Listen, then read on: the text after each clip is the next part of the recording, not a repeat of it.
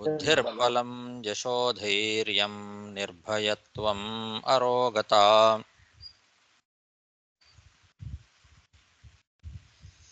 ಅಜಾಡ್ಯಂ ವಾಕ್ಪಟುತ್ವಂಚ ಹನುಮತ್ ಸ್ಮರಣಾದ್ ಭವೇತ್. ಪೃಥ್ವೀಮಂಡಲಮಧ್ಯಸ್ಥಾಃ ಪೂರ್ಣಬೋಧಮತಾನುಗಾಃ ವೈಷ್ಣವಾ ವಿಷ್ಣುಹೃದಯಾಃ ತಾನ್ನಮಸ್ಯೆ ಗುರುನ್ ಮಮ.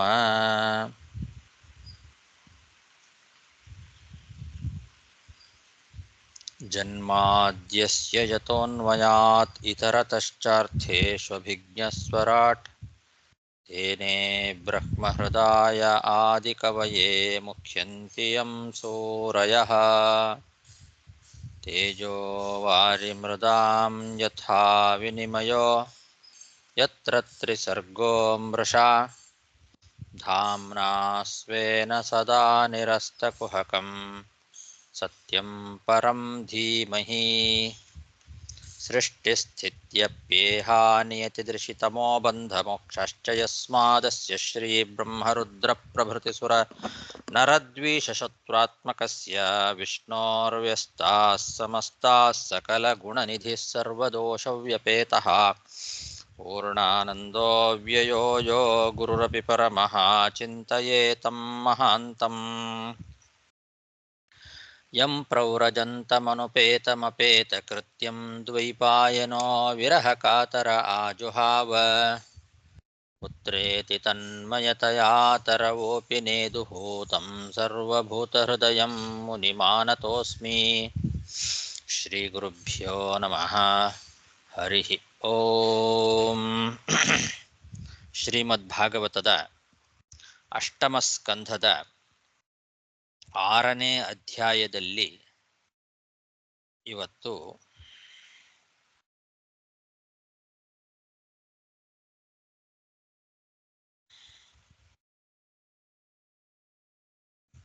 ಹನ್ನೊಂದನೇ ಶ್ಲೋಕ. ತ್ವಂ ಮಾಯಯಾತ್ಮಾಶ್ರಯಯಾ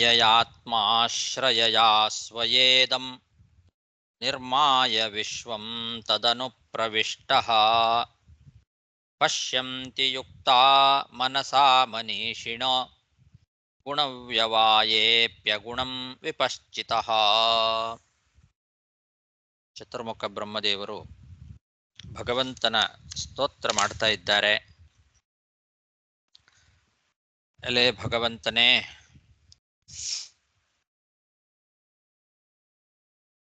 ನೀನು ಈ ಜಗತ್ತಿಗೆ ಮುಖ್ಯ ಕಾರಣ ಅಂತ ಹಿಂದಿನ ಶ್ಲೋಕದಲ್ಲಿ ಹೇಳಿದ್ದೆ. ಘಟಸ್ಯ ಮೃತ್ಸ್ನೇವ ಪರಪರಸ್ಮಾತ್ ತ್ವಮೇವ ಚಾಶೇಷಮಶೇಷನಾಮ ಅಂತ ಹೇಳುವಾಗ ಮಣ್ಣು ಘಟಕ್ಕೆ ಹೇಗೆ ಮುಖ್ಯ ಕಾರಣವೋ ಹಾಗೆ ಅಂತ ಹೇಳಿದ್ರು. ಹಾಗೆ ಹೇಳಿದ ತಕ್ಷಣದಲ್ಲೇ ನಮಗೆ ಅನಿಸುತ್ತೆ ಮಣ್ಣು ಘಟಕ್ಕೆ ಹೇಗೆ ಕಾರಣ? ಮಣ್ಣೇ ಘಟವಾಗಿ ಪರಿಣಾಮ ಆಗ್ತದೆ. ಹಾಗೆ ಭಗವಂತನೇ ಜಗತ್ತಾಗಿ ಪರಿಣಾಮ ಆಗಿದ್ದಾನೋ ಅಂತ ಒಂದು ಸಂಶಯ ಬರಬಹುದು. ಅದಕ್ಕೆ ಹಾಗಲ್ಲ. ಮಣ್ಣು ಮಡಿಕೆಯಾಗಿ ಪರಿಣಾಮ ಆಗುವಂತೆ ನೀನು ಜಗತ್ತಾಗಿ ಪರಿಣಾಮ ಆಗೋದಿಲ್ಲ. ಮಣ್ಣಿನಿಂದ ಗಡಿಗೆಯನ್ನ ಮಾಡುವಂತೆ ನಿನ್ನನ್ನೇ ಆಶ್ರಯಿಸಿಕೊಂಡು ಇರುವಂತಹ ಯಾವ ನಿನ್ನ ಅಧೀನವಾದ ಪ್ರಕೃತಿ ಇದೆ, ಆ ಪ್ರಕೃತಿಯಿಂದ ನೀನು ಜಗತ್ತನ್ನ ಸೃಷ್ಟಿ ಮಾಡ್ತಿದ್ದಿ. ಅದಕ್ಕೆ ತ್ವಂ ಮಾಯಯ ಆತ್ಮಾಶ್ರಯ ಮಾಯಯ ಇದಂ ನಿರ್ಮಾಯ ಅಂತ. ಆತ್ಮಾಶ್ರಯ ಮಾಯಯ ಅಂದ್ರೆ ನಿನ್ನನ್ನೇ ಆಶ್ರಯಿಸಿಕೊಂಡು ಇರತಕ್ಕಂತಹ, ಮಾಯಾ ಅಂದ್ರೆ ಪ್ರಕೃತಿ. ಆ ಪ್ರಕೃತಿಯಿಂದ ನೀನು ಈ ಜಗತ್ತನ್ನ ಸೃಷ್ಟಿ ಮಾಡಿ ಆ ಜಗತ್ತಿನ ರಕ್ಷಣೆಗೋಸ್ಕರ ಅದರ ಒಳಗೆ ನೀನು ಪ್ರವೇಶ ಮಾಡಿದ್ದಿ. ತತ್ ಸೃಷ್ಟ್ವಾ ತದೇವಾನುಪ್ರಾವಿಶತ್ ಅಂತ ಉಪನಿಷತ್. ತದನು ಪ್ರವಿಶ್ಯ ಸತ್ಯತ್ಯಚ್ಚಾಭವತ್. ಹೀಗೆ ಜಗತ್ತನ್ನು ಸೃಷ್ಟಿ ಮಾಡಿ ಆ ಜಗತ್ತಿನ ಒಳಗೆ ಪ್ರವೇಶ ಮಾಡಿ ಅವು ಆ ಎಲ್ಲ ಪದಾರ್ಥಗಳನ್ನು ಕೂಡ ನಿಯಂತ್ರಣ ಮಾಡ್ತಾ ಇದ್ದಿ. ಇದನ್ನ ಜ್ಞಾನಿಗಳಾದಂತಹ ಶಾಸ್ತ್ರಜ್ಞರಾದಂತಹ ಮುನಿಗಳು ತಮ್ಮ ಧ್ಯಾನಯುಕ್ತವಾದ ಮನಸ್ಸಿನಿಂದ ಕಾಣ್ತಾರೆ. ಪಶ್ಯಂತಿ ಯುಕ್ತಾಹ ಮನಸಾ ಮನೀಷಿಣಃ, ಮನಸಾ ಮನೀಷಿಣಃ ಅಂತ. ವಿಪಶ್ಚಿತಃ ಪಂಡಿತರು, ಮನಸಾಯುಕ್ತ ಮನೀಷಿಣಃ ಜ್ಞಾನಿಗಳು, ಅವರು ಧ್ಯಾನಯುಕ್ತವಾದ ಮನಸ್ಸಿನಿಂದ ಅಂತ ಅರ್ಥ. ಯುಕ್ತ ಅಂದರೆ ಧ್ಯಾನದಿಂದ ಯುಕ್ತವಾದ ಮನಸ್ಸು, ಧ್ಯಾನ ಪ್ರಯುಕ್ತವಾದ ಮನಸ್ಸಿನಿಂದ ಕಾಣಲಿಕ್ಕೆ ಸಾಧ್ಯ. ಅದನ್ನು ವಿವೇಕಿಗಳಾದ ಪಂಡಿತರು, ಶಾಸ್ತ್ರಜ್ಞರು ಮಾತ್ರ ಈ ರೀತಿಯಾಗಿ ನಿನ್ನನ್ನು ತಿಳ್ಕೊಂಡಿದ್ದಾರೆ. ನೀನು ನಿನ್ನ ಅಧೀನಳಾದ ಆ ಪ್ರಕೃತಿಯಿಂದ ಈ ಜಗತ್ತನ್ನು ಸೃಷ್ಟಿ ಮಾಡಿ ಆ ಜಗತ್ತಿನೊಳಗೆ ನೀನು ಪ್ರವೇಶ ಮಾಡಿದ್ದಿ ಅನ್ನೋದನ್ನು ಜ್ಞಾನಿಗಳು ಧ್ಯಾನಯುಕ್ತವಾಗಿರ್ತಕ್ಕಂತಹ ಮನಸ್ಸಿನಿಂದ ನಿನ್ನನ್ನು ತಿಳ್ಕೊಳ್ತಾರೆ. ಈ ಪ್ರಕೃತಿ ಏನಿದೆ ಅದರಲ್ಲಿ ಸತ್ವ, ರಜಸ್ಸು, ತಮಸ್ಸು ಅಂತ 3 ಗುಣಗಳಿದ್ದಾವೆ. ಆ 3 ಗುಣಗಳಿಂದಲೇ ನೀನು ಈ ಜಗತ್ತನ್ನು ಸೃಷ್ಟಿ ಮಾಡಿ ಆ ಜಗತ್ತಿನ ಒಳಗೆ ಪ್ರವೇಶ ಮಾಡಿದ್ದಿ. ಅಂದರೆ ಆ 3 ಗುಣಗಳ ಒಳಗೂ ನೀನು ಪ್ರವೇಶ ಮಾಡಿದ್ದಿ. ಆ 3 ಗುಣಗಳ ಒಳಗೆ ನೀನು ಪ್ರವೇಶ ಮಾಡಿದರೂ ಕೂಡ ಆ 3 ಗುಣಗಳ ದೋಷ ಅಂತನ್ನೋದು ನಿನ್ನಲ್ಲಿ ಕಾಣೋದಿಲ್ಲ. ಇದನ್ನು ಕೂಡ ಜ್ಞಾನಿಗಳು ಕಾಣ್ತಾರೆ. ನಿನ್ನಲ್ಲಿ ಯಾವ ದೋಷಗಳು ಕೂಡ ಇಲ್ಲ. ಗುಣವ್ಯವಾಯೇಪಿ ಅಗುಣಂ ಪಶ್ಯಂತಿ. ಗುಣವ್ಯವಾಯೇಪಿ ಅಂದರೆ ಆ 3 ಗುಣಗಳ ಒಳಗೆ ನೀನು ಪ್ರವೇಶ ಮಾಡಿದ್ರೂ ಕೂಡ ಅಗುಣಂ ಪಶ್ಯಂತಿ, ನಿನ್ನಲ್ಲಿ ಮಾತ್ರ ಆ ಗುಣಗಳ ಒಂದು ದೋಷ ಅಂಟುಕೊಳ್ಳೋದಿಲ್ಲ ಅನ್ನೋದನ್ನು ಕೂಡ ನೋಡ್ತಾರೆ.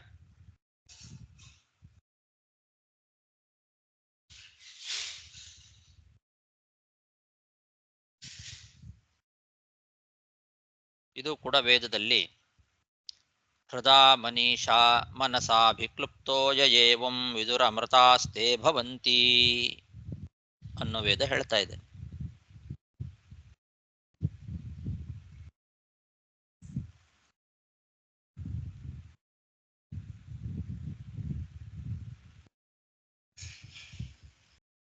ಅಂಥವನು ನೀನು, ನಿನ್ನನ್ನು ನಾನು ನೋಡ್ತಾ ಇದ್ದೇನೆ ಅಂತ. ತ್ವಂ ಮಾಯಯಾತ್ಮಾಶ್ರಯಯಾ ಸ್ವಯೇದಂ ನಿರ್ಮಾಯ ವಿಶ್ವಂ ತದನು ಪ್ರವಿಷ್ಟಃ ಪಶ್ಯಂತಿ ಯುಕ್ತಾ ಮನಸಾ ಮನೀಷಿಣೋ ಗುಣವ್ಯವಾಯೇಪ್ಯಗುಣಂ ವಿಪಶ್ಚಿತಃ.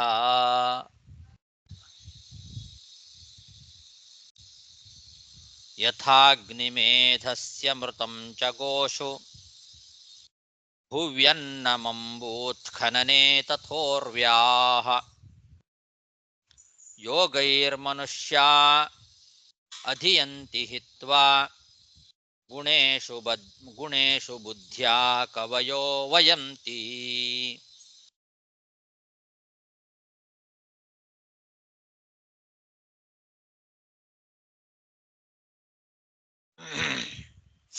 ಮನುಷ್ಯರು ನಾನಾ ರೀತಿಯಾದ ಉಪಾಯಗಳಿಂದ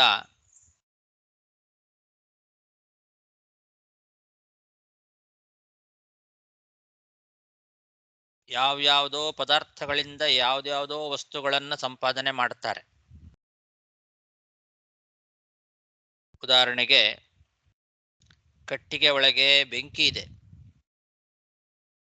ಆ ಕಟ್ಟಿಗೆಯೊಳಗೆ ಇರುವಂತಹ ಬೆಂಕಿಯನ್ನ ಮಥನ ಮಾಡಬೇಕಂದ್ರೆ ಮಾತ್ರ ಅದು ಸಿಗ್ತದೆ. ಕಟ್ಟಿಗೆಯೊಳಗಿನ ಬೆಂಕಿಯನ್ನ ಮಥನ ಮಾಡುವ ಮೂಲಕ ಪ್ರಯತ್ನ ಮಾಡಿ ಸಂಪಾದನೆ ಮಾಡ್ತಾರೆ. ಹಾಗೆ ಗೋವುಗಳಲ್ಲಿ ಒಳ್ಳೆ ಅಮೃತಮಯವಾದಂತಹ ಹಾಲಿದೆ. ಗೋವುಗಳಿಂದ ಅಂತಹ ಉತ್ತಮವಾದ ಅಮೃತದಂತಹ ಹಾಲನ್ನ ಸಂಪಾದನೆ ಮಾಡ್ತಾರೆ. ಭೂಮಿಯಲ್ಲಿ ನಾನಾ ವಿಧವಾಗಿರ್ತಕ್ಕಂತಹ ಜೀವನಾಧಾರವಾದ ಅನ್ನ ಇದೆ.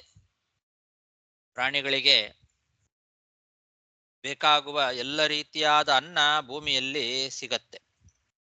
ಅದನ್ನ ಸಂಪಾದನೆ ಮಾಡಬೇಕು. ಭೂಮಿಯಿಂದ ನಾನಾ ರೂಪವಾದ ಅನೇಕ ವಿಧವಾದ ಪ್ರಾಣಿಗಳಿಗೆ ನಾನಾ ವಿಧವಾದ ರೂಪವಾದ ಅನ್ನವು ಭೂಮಿಯಿಂದ ಸಿಗ್ತದೆ. ಅದನ್ನ ಸಂಪಾದನೆ ಮಾಡುತ್ತಾರೆ.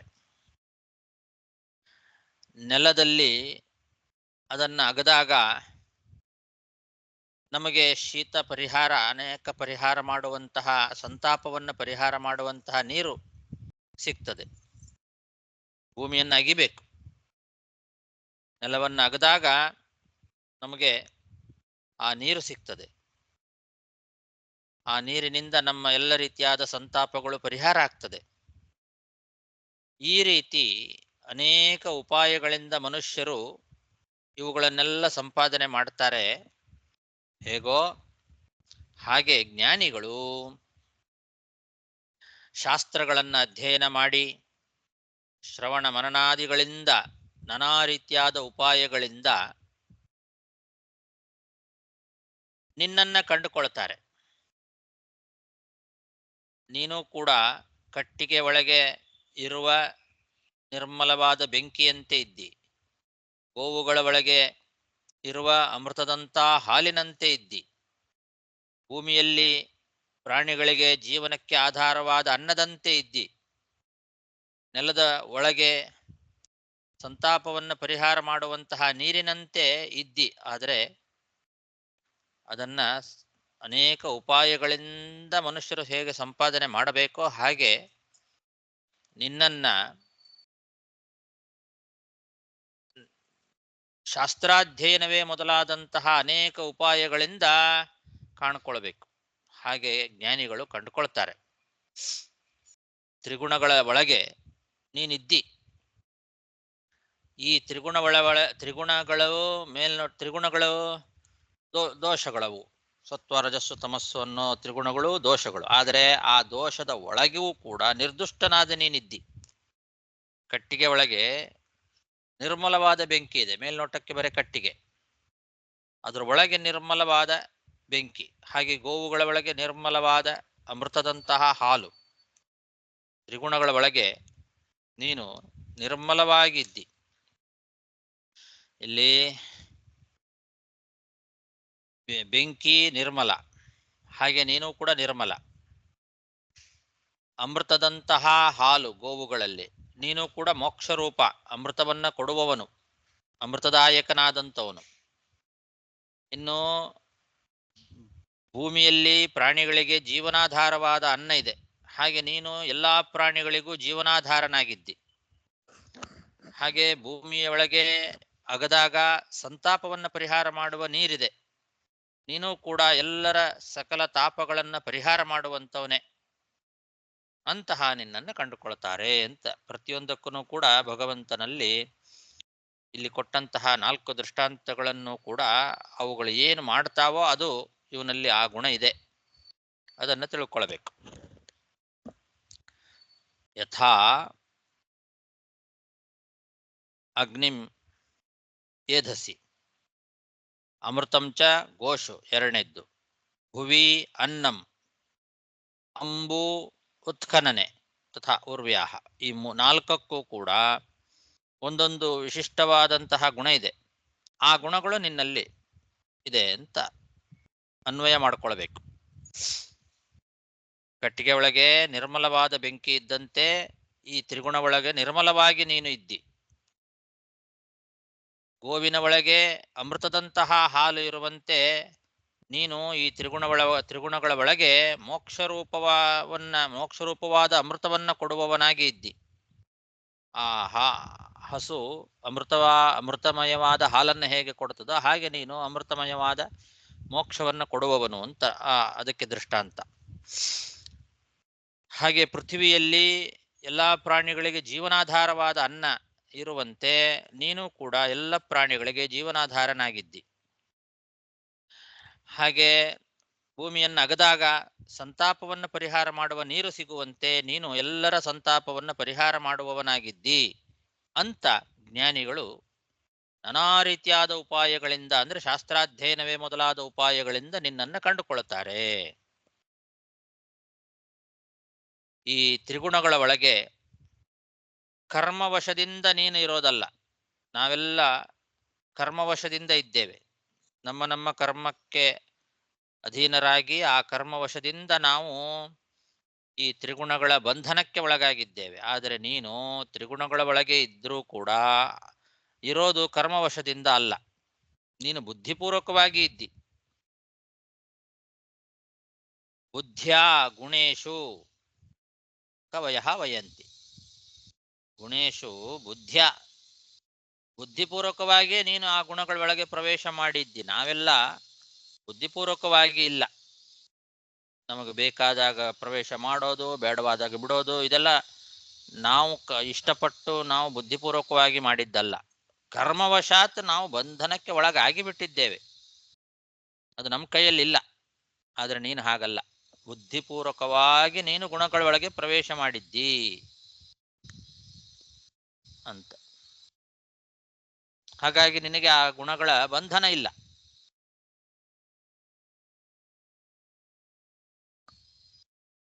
ಅಂಥವನು ನೀನು ಅಂತ ಜ್ಞಾನಿಗಳು ಶಾಸ್ತ್ರಾಧ್ಯಯನಾದಿ ನಾನಾ ಉಪಾಯಗಳಿಂದ ಕಂಡುಕೊಳ್ತಾರೆ.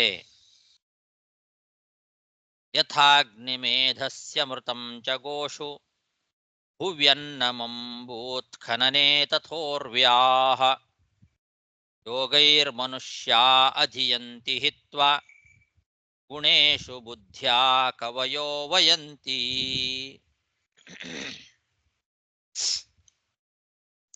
ತಂತ್ವಾ ವಯಂ ನಾಥ ಸಮುಜ್ಜಿಹಾನಂ ಸರೋಜನಾಭಾತಿ ಚಿರೇಪ್ಸಿತಾರ್ಥಂ ದೃಷ್ಟ್ವಾ ಗತಾ ನಿರ್ವೃತಿ ಮಧ್ಯ ಸರ್ವೇ ಗಜಾದವಾರ್ತಾ ಇವ ಗಾಂಗಮಂಭಃ. ಹೇ ನಾಥ, ಎಲೆ ಸರೋಜನಾಭ, ಪದ್ಮನಾಭ,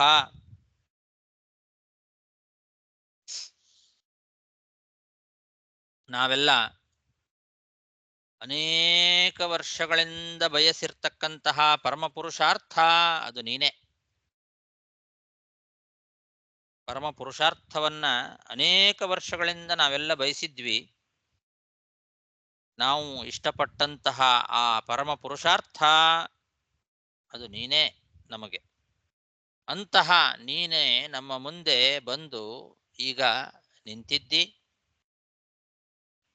ಇದನ್ನ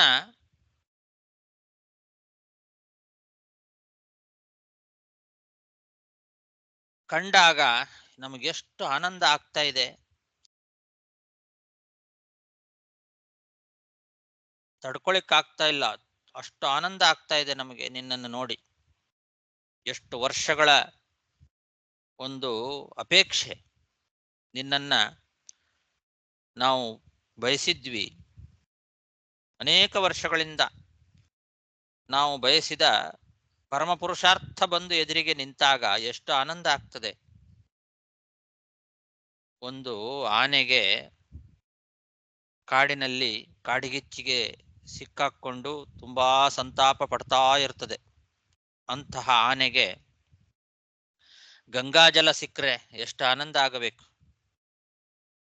ಕಾಡಿಗಿಚ್ಚಿನಿಂದ ಬಳಲ್ತಾ ಇರತಕ್ಕಂತಹ ಆನೆಗೆ ಗಂಗಾಜಲವೇ ಸಿಕ್ಕಿಬಿಟ್ರೆ ಎಷ್ಟು ಆನಂದ ಆಗ್ತದೋ ಆ ರೀತಿಯಾದ ಆನಂದ ನಮಗಾಗ್ತಾ ಇದೆ ಅಂತಾರೆ ಬ್ರಹ್ಮದೇವರು. ಗಜಾಹ ದವಾರ್ತಾಹ ಇವ ಗಂಗಾಂ ಅಂಬಃ, ಗಾಂಗಂ ಅಂಬಃ. ದವಾರ್ತ ಅಂದ್ರೆ ಕಾಡಿನ ವನ್ನಿ, ಕಾಡಿಗಿಚ್ಚು. ಆ ಕಾಡಿಗಿಚ್ಚಿಗೆ ಸಿಕ್ಕಾಕೊಂಡು ಒದ್ದಾಡ್ತಾ ಇರತಕ್ಕಂತಹ ಆನೆಗೆ ಗಾಂಗಂ ಅಂಬಹ ಇವ, ಗಂಗಾ ಜಲ ಸಿಕ್ಕಂತೆ ಆಯಿತು. ನಮಗೆ ನೀನು ಸಿಕ್ಕಿದ್ದು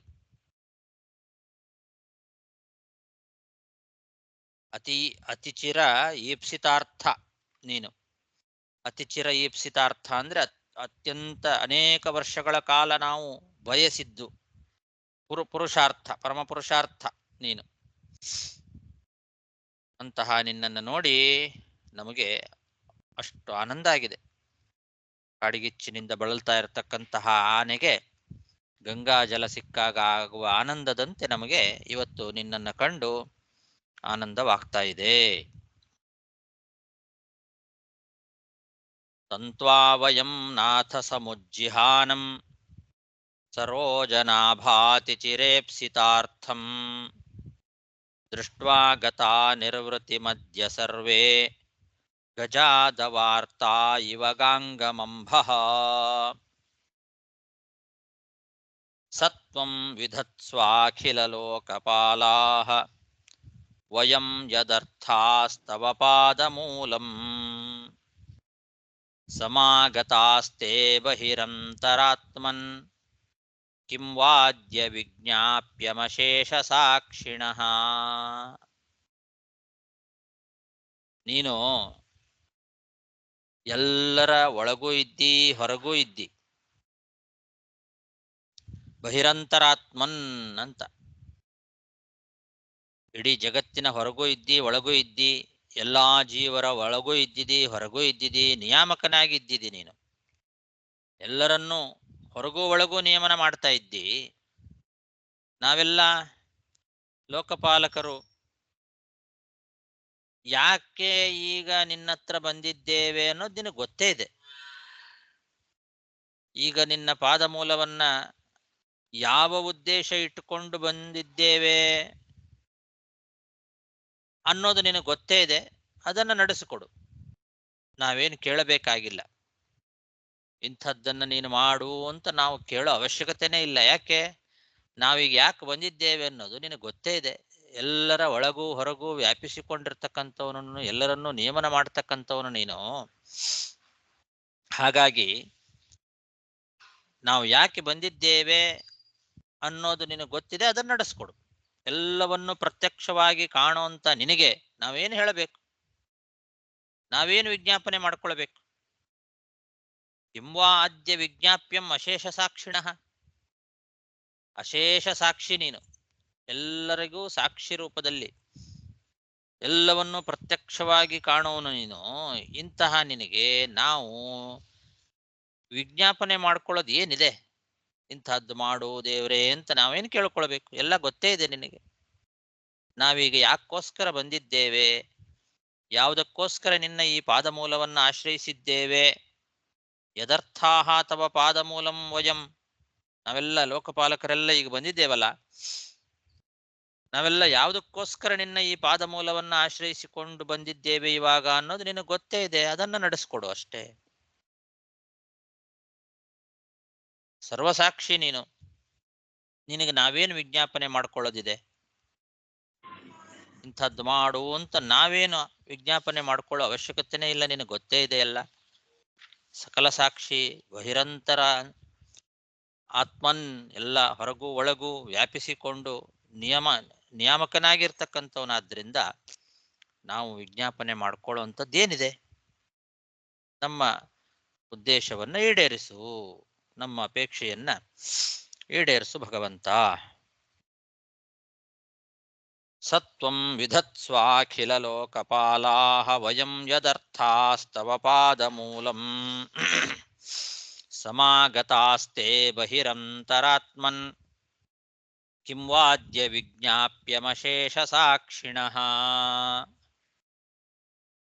ಅಹಂ ಗಿರಿತ್ರಶ್ಚ ಸುರಾದಯೋ ಯೇ ದಕ್ಷಾದಯೋಗ್ನೇರಿವ ಕೇತವಸ್ತೆ ಕಿಂ ವಾ ವಿಧೇಮೇಷ ಪೃಥಗ್ ವಿಭಾತಾಃ ವಿಧತ್ಸ್ವಶಂ ನೋ ದ್ವಿಜದೇವ ಮಿತ್ರ.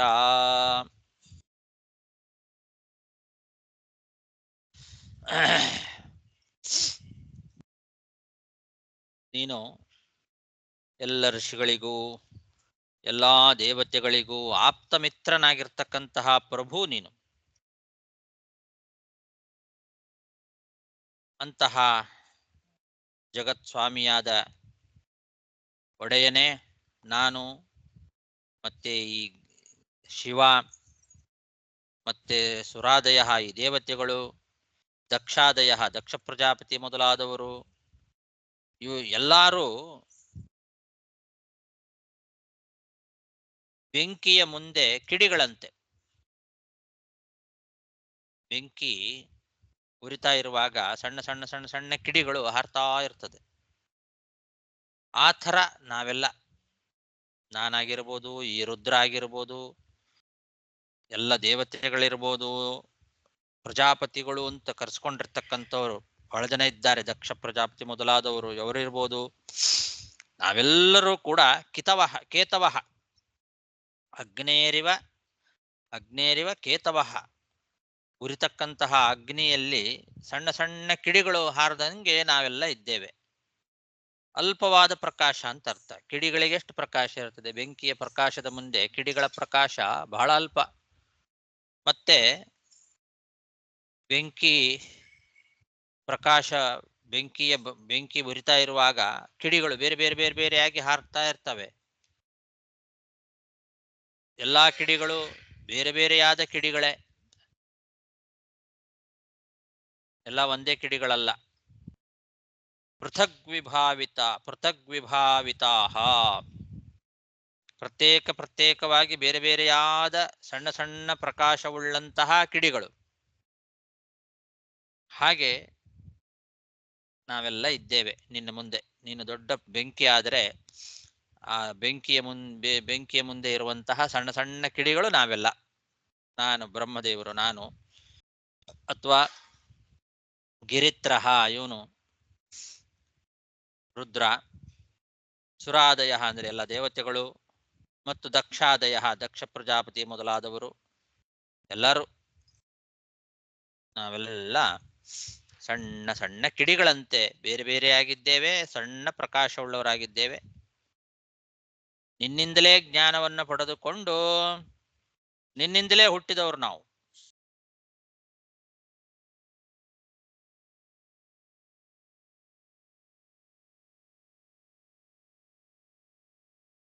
ಹೀಗಿರುವಾಗ ನಮಗೆ ಹಿತವನ್ನ ನಾವೇ ಹೇಗುಂಟು ಮಾಡ್ಕೊಳ್ಳಿಕ್ ಸಾಧ್ಯ ಅನ್ನೋದು ತಾತ್ಪರ್ಯ. ಅತಃ ತವೈವ ಸರ್ವಜ್ಞತ್ವಾತ್ ತ್ವಮೇವ ನಃ ಶಂ ಸುಖೋಪಾಯಂ ವಿಧತ್ಸ್ವ ಅಂತ. ನಮಗೆ ಸುಖ ಆಗಬೇಕು ಅಂದ್ರೆ ಅದಕ್ಕೆ ಏನು ಉಪಾಯ ಅನ್ನೋದನ್ನ ನೀನೇ ಹೇಳಬೇಕು. ಈ ರೀತಿ ಮಾಡು, ನಿಮಗೆ ಸುಖ ಆಗ್ತದೆ ಅಂತ ನೀನೇ ಹೇಳಬೇಕು. ನಮಗೇನು ಗೊತ್ತಾಗ್ತದೆ? ನಿನ್ನಿಂದಲೇ ಹುಟ್ಟಿದವರು ನಾವು, ನಿನ್ನಿಂದಲೇ ಜ್ಞಾನವನ್ನು ಪಡ್ಕೊಳ್ಳೋರು ನಾವು. ಹಾಗಾಗಿ ಏನು ಮಾಡಿದರೆ ನಮಗೆ ಸುಖ ಆಗ್ತದೆ ಅಂತ ಅನ್ನೋದು ನಿನಗೇ ಗೊತ್ತು. ಅದನ್ನ ನಮಗೆ ಹೇಳು. ನಮ್ಮ ಸುಖೋಪಾಯವನ್ನ ನೀನು ಹೇಳು. ನೀನೇ ನಮಗೆ ಸುಖವನ್ನ ಉಂಟು ಮಾಡಬೇಕು. ನಿನ್ನಿಂದಲೇ ಹುಟ್ಟಿದವರು, ನಿನ್ನಿಂದಲೇ ಜ್ಞಾನವನ್ನ ಪಡ್ಕೊಂಡವರು. ಹಾಗಾಗಿ ನಮಗೆ ಏನು ಮಾಡಿದರೆ ಸುಖ ಆಗ್ತದೆ ಅನ್ನೋದನ್ನ ನೀನೇ ನಮಗೆ ವಿಧಾನ ಮಾಡು. ನಮಗೆ ಸುಖವನ್ನ ನೀನೇ ಕೊಡು. ನೀನು ದ್ವಿಜದೇವ ಮಿತ್ರ ಅಂತ. ಅಂದ್ರೆ ದೇವತೆಗಳಿಗೂ ಋಷಿಗಳಿಗೂ ಆಪ್ತಮಿತ್ರ ನೀನು. ದ್ವಿಜ ಮತ್ತು ದೇವ.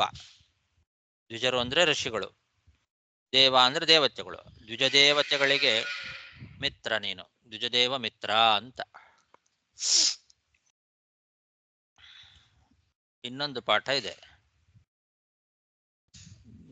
ದ್ವಿಜದೇವ ಮಂತ್ರ ಅಂತ ಕೂಡ ಒಂದು ಪಾಠ ಇದೆ ಅಂತ ಸತ್ಯಧರ್ಮ ತೀರ್ಥರು ಬರಿತಾ ಇದ್ದಾರೆ. ದ್ವಿಜದೇವ ಮಂತ್ರಂ ಇತಿ ಪಾಠೆ ಹೇ ದ್ವಿಜದೇವಾ ಶಂ ಹವಿರಾದಿ ಸುಖಂ ನಾಸ್ತಿ ಅತೋ ಮಂತ್ರಂ ತತ್ ಪ್ರಾಪ್ತ್ಯುಪಾಯಂ ಗುಪ್ತ ಭಾಷಣಂ ವಿಧತ್ಸ್ವ ಇತ್ಯರ್ಥ ಅಂತ ಅದಕ್ಕೆ ಅರ್ಥ ಬರೆದಿದ್ದಾರೆ. ಮಂತ್ರಂ, ಮಂತ್ರ ಅಂದ್ರೆ ಮಂತ್ರಿಗುಪ್ತ ಪರಿಭಾಷಣೆ ಅಂತ ಒಂದು ಧಾತು. ಮಂತ್ರ ಅನ್ನೋ ಶಬ್ದಕ್ಕೆ ಗುಪ್ತ ಪರಿಭಾಷಣ, ಗುಪ್ತವಾದ ಉಪಾಯ. ಅಂದ್ರೆ ಶಂ ಸುಖವನ್ನ, ದ್ವಿಜದೇವ ಮಂತ್ರಂ ಶಂ ನೋ ವಿಧತ್ಸ್ವ. ಶಂ ಅಂದ್ರೆ ಸುಖ, ನಮಗೆ ಯಾವುದರಿಂದ ಸುಖ ಆಗ್ತದೆ ಅಂತನ್ನೋ ಆ ಸುಖದ ಪ್ರಾಪ್ತಿ ಉಪಾಯವನ್ನ, ಮಂತ್ರಂ ಅಂದ್ರೆ ಸುಖದ ಪ್ರಾಪ್ತಿಯ ಉಪಾಯ, ಅದನ್ನ ನಮಗೆ ಹೇಳು ಮಾಡು ಅಂತ. ಹೀಗೆ ದ್ವಿಜದೇವ ಮಂತ್ರಂ ಅಂತ ಪಾಠ ಇದ್ರೆ ಹಾಗಿಟ್ಕೊಳ್ಳಿ. ದ್ವಿಜದೇವ ಮಿತ್ರ ಅಂತಿದ್ರೆ ದ್ವಿಜ ಮತ್ತು ದೇವತೆಗಳಿಗೆ ಮಿತ್ರ ನೀನು ಅಂತ.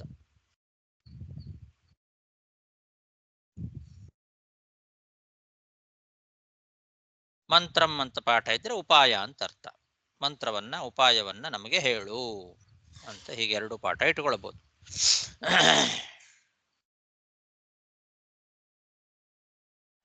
ಗಿರಿತ್ರ ಅಂತಂದ್ರೆ ರುದ್ರದೇವರು ಅಂತ ಅರ್ಥ. ಅಹಂ ಅಂದ್ರೆ ನಾನು ಅಂದ್ರೆ ಬ್ರಹ್ಮದೇವರು. ಗಿರಿತ್ರಹ ಅಂತಂದ್ರೆ ಸದಾಶಿವ. ಸುರಾದಯ ಅಂದ್ರೆ ದೇವತೆಗಳು. ದಕ್ಷಾದಯ ಅಂದ್ರೆ ದಕ್ಷ ಪ್ರಜಾಪತಿ ಮೊದಲಾದ ಪ್ರಜಾಪತಿಗಳು ಅಂತ ಅರ್ಥ. ಇವರೆಲ್ಲರೂ ಅಗ್ನೇರಿವ ಕೇತವಃ ತೇ. ನೀನು ಅಗ್ನಿ ಆದ್ರೆ ನಾವೆಲ್ಲ ಕಿಡಿಗಳಿದ್ದಂತೆ. ಅಹಂ ಗಿರಿತ್ರಶ್ಚ ಸುರಾದಯೋ ಯೇ ದಕ್ಷಾದಯೋಗ್ನೇರಿವ ಕೇತವಸ್ತೆ ಕಿಂವಾ ವಿಧೇ ಮೇ ಪೃಥಗ್ ವಿಭಾವಿತ ವಿಧತ್ಸ್ವಶಂ ನೋ ದ್ವಿಜದೇವ ಮಿತ್ರ. ಈ ಸತ್ಯಧರ್ಮದಲ್ಲಿ ಬಂದು ಹವಿರಾದಿ ಸುಖ ನಾಸ್ತಿ ಅಂತ ಕೊಟ್ಟಿದ್ದಾರಲ್ಲ, ಏನಲ್ಲಿ ಬರ್ತಾ ಹೆಂಗ್ ಬರ್ತಾ? ಹವಿರಾದಿ ಸುಖ ನಾಸ್ತಿ. ದೇವತೆಗಳಿಗೆ ಬ್ರಾಹ್ಮಣರು ಯಜ್ಞ ಯಾಗಗಳ ಮೂಲಕ ಹವಿಸ್ಸನ್ನ ಹಾಕ್ತಾರಲ್ಲ, ಆ ಹವಿಸ್ಸಿನಿಂದಲೇ ಅವರಿಗೆ ಸುಖ. ಈಗ ಅವರಿಗೆ ಯಾವುದೇ ರೀತಿಯಾದ ಹವಿಸ್ಸಿನ ಸುಖ ಸಿಗ್ತಾ ಇಲ್ಲ. ಯಾರು ಯಜ್ಞ ಯಾಗಗಳನ್ನ ಮಾಡ್ತಾ ಇಲ್ಲ. ಆದ್ರಿಂದ ಹವಿರಾದಿ ಸುಖಂ ನಾಸ್ತಿ. ಇವಾಗ ನಮಗೆ ಆ ಹವಿಸ್ಸೆ ಮೊದಲಾದಂತಹ ಸುಖ ನಮಗೆ ಸಿಗ್ತಾ ಇಲ್ವಾ ಅಂತ ದೇವತೆಗಳು ಹೇಳ್ತಾ ಇರೋದು. ಧನ್ಯವಾದ. ಅದಕ್ಕೆ ಏನ್ ಮಾಡಬೇಕು, ಅದಕ್ಕೆ ಉಪಾಯ ನೀನೇ ಹೇಳು ಅಂತ. ಹೀಗೆ ಇದಿಷ್ಟು ಬ್ರಹ್ಮದೇವರು ಮಾಡಿದ ಈಗ ಎರಡನೇ ಸ್ತೋತ್ರ. ಇದಕ್ಕೆ ಮುಂಚೆ ಒಂದು ಸ್ತೋತ್ರ ಮಾಡಿದ್ರು ಬ್ರಹ್ಮದೇವರು. ಆವಾಗ ಭಗವಂತ ಪ್ರಕಟನಾದ. ಈಗ ಪ್ರಕಟನಾದಾಗ ಎದುರಿಗೆ ನೋಡ್ತಾ ಇರುವ ಅಂದ್ರೆ ಎಲ್ಲಾ ದೇವತೆಗಳು ನೋಡ್ತಾ ಇದ್ದಾರೆ ಇವಾಗ ಭಗವಂತನನ್ನ. ಆವಾಗ ಪ್ರಕಟ ಆಗಿರ್ಲಿಲ್ಲ ಭಗವಂತ, ಅದೃಶ್ಯನಾಗಿ ಇದ್ದ. ಅದೃಶ್ಯನಾಗಿ ಬ್ರಹ್ಮದೇವರು ನೋಡ್ತಾ ಸ್ತೋತ್ರ ಮಾಡಿದ್ರು ಹಿಂದೆ. ಈಗ ದೃಶ್ಯನಾಗಿ ಭಗವಂತ ಅವರಿಗೆಲ್ಲರಿಗೂ ಕಾಣಿಸ್ಕೊಂಡಾಗ ಮಾಡೋ ಸ್ತೋತ್ರ ಇದು. 8ನೇ ಶ್ಲೋಕದಿಂದ 15ನೇ ಶ್ಲೋಕದವರೆಗೆ ಬ್ರಹ್ಮದೇವರು ಮಾಡಿದ ಮತ್ತೊಂದು ಸ್ತೋತ್ರ ಇದು. ಹೀಗೆ ಅನೇಕ ಸ್ತೋತ್ರಗಳಿದೆ ಭಾಗವತದಲ್ಲಿ. ಇದೆಲ್ಲ ಒಂದೊಂದು ಸ್ತೋತ್ರಗಳು. 8ನೇ ಶ್ಲೋಕ. ಬ್ರಹ್ಮೋವಾಚ ಅಜಾಯ ಜನ್ಮ ಸ್ಥಿತಿ ಸಂಯಮಾಯ ಗುಣಾಯ ನಿರ್ವಾಣ ಸುಖಾರ್ಣವಾಯ ಅಣೋರಣಿಮ್ನೇ ಪರಿಗಣ್ಯಧಾಮ್ನೇ ಮಹಾನುಭಾವಾಯ ನಮೋ ನಮಸ್ತೆ. ರೂಪಂ ತವೈ ತತ್ಪುರುಷರ್ಷಭೇಡ್ಯಂ ಶ್ರೇಯೋರ್ತಿಭಿರ್ವೈದಿಕತಾಂತ್ರಿಕೈಶ್ಚ ಯೋಗೇನ ಧಾತಃ ಸಹನಸ್ತ್ರಿಲೋಕಾನ್ ಪಶ್ಯಾಮ್ಯಮುಷ್ಮಿನ್ ಭವ ವಿಶ್ವಮೂರ್ತೆ.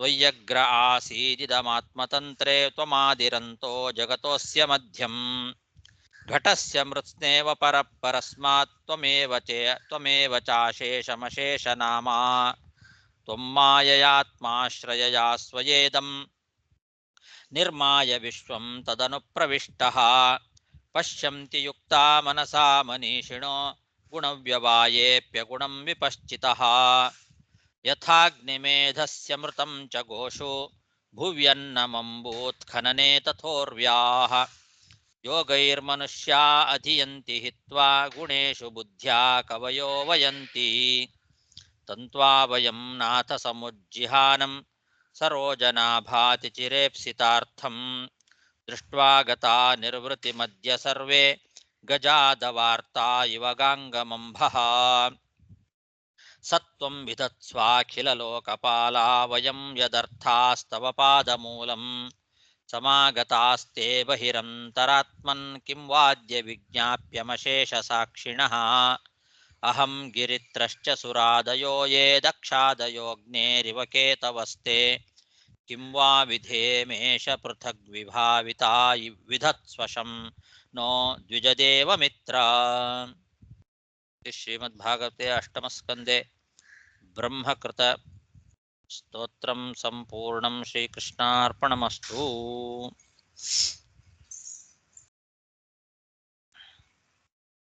ಸಾಕು.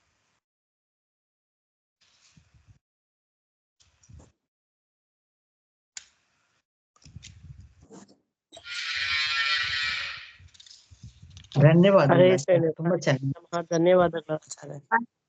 ಚೆನ್ನಾಗಿ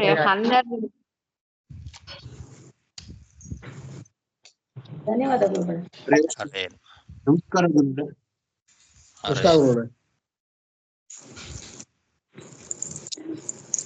ಆಚಾರ್ಯ, ನಾಳೆ ಪಂಚಾಂಗ ಶ್ರವಣ ಎಲ್ಲಾದ್ರೂ ಆನ್ಲೈನ್ ಮಾಡ್ತೀರಾ? ನಮಸ್ಕಾರ ಗುರುಗಳೇ. ವೇಲಚ್ಚೇರಿಯಲ್ಲಿ ಹಾ. ಮಾಡ್ತೇನೆ. ಆನ್ಲೈನ್ ಇದೆಯೋ ಇಲ್ಲೋ ಗೊತ್ತಿಲ್ಲ. ಓಹೋ. ವೇಲಚ್ಚೇರಿಯಲ್ಲಿ ಹೇಳಿದ್ದಾರೆ. ಟೈಮಿಂಗ್ಸ್